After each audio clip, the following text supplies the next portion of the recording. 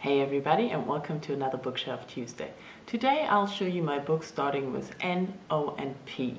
With N, I basically only have one author, Audrey Niffenegger.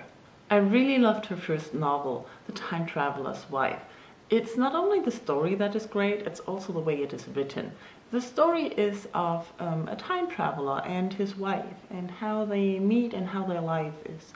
And the way it is written is captivating because you have to really pay attention. Every chapter tells you how old Henry is and how old Claire is. They're not moving forward in a straight line. It jumps back and forth, and sometimes they're not on the same time. That means Henry visits Claire when she's younger or older.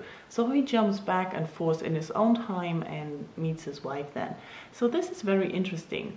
And I really loved how it was done. You can see things from his perspective or her perspective, and it always tells you. Love this book. If you haven't read it, you should try it.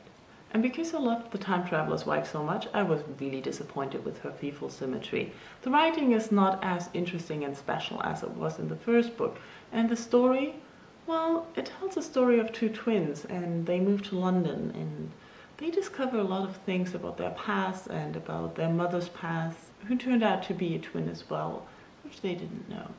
So I really thought it's got a good start, but towards the end it got more and more predictable, and you like the characters less and less. Songs for the Missing by Stewart and Anne was really surprisingly good. I didn't know what to expect because I only picked it up for the cover and the title, but I have a full review up for this one. 1984 by George Orwell. We read it in school, and I don't think I finished it. We watched the film halfway through the book, and it freaked me out. I was scared of all the things that happened, and so I'm a little squeamish there, I have to admit. I also got scared of the Animal Farm. I watched it as a child, and seriously, I don't think George Orwell is my kind of author. John Osborne's famous play, Look Back in Anger, and there we're already at P. Special Topics in Calamity Physics by Monisha Peddle. This was a surprise buy. I looked around the book for a while. I never read what it was about. I didn't know what to make of the title, but I loved the cover. I didn't see this cover, but when I ordered it, this cover came. So I thought, like, okay. And the book is about a teenage girl who tries to solve the suicide of her teacher, and the way it is written is amazing. Just look at the chapter list. It's written like a curriculum, so you have a lot of book titles, and they don't really have things to do with the chapter as far as I remember, but it's a really interesting idea. Also, the book is full of quotes. It feels like reading a PhD thesis or a paper for a school or university. It's part of the characterization of the narrator, the young girl, Blue Van Meer. And I really don't know, it was captivating. I love this book. Even though it's really big, I think I finished it in a few days. Really check this out. Oh, and by the way, the title makes sense at the end of the book. You know, I was confused by The Whitechapel Gods by S.M. Peters. And I was really disappointed by The Echo Maker by Richard Powers. I heard so many great things about him, and everybody was like, oh, Richard Powers, the new greatest writer that America has, or something like that.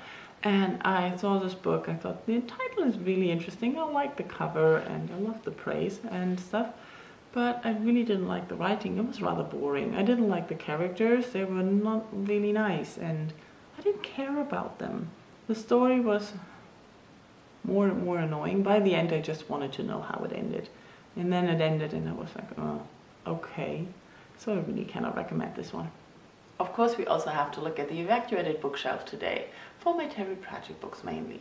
As you know, I'm rereading the Discworld novels, and I only have a few of the early ones in English, and I'm rebuying soon, so let's have a look at the books. The Color of Magic, The Light Fantastic, which makes a full story with the first book, and I have a review up for this one. There's also a full review for Equal Rights, and then there's a really long gap in the story and in the books until we continue with Third.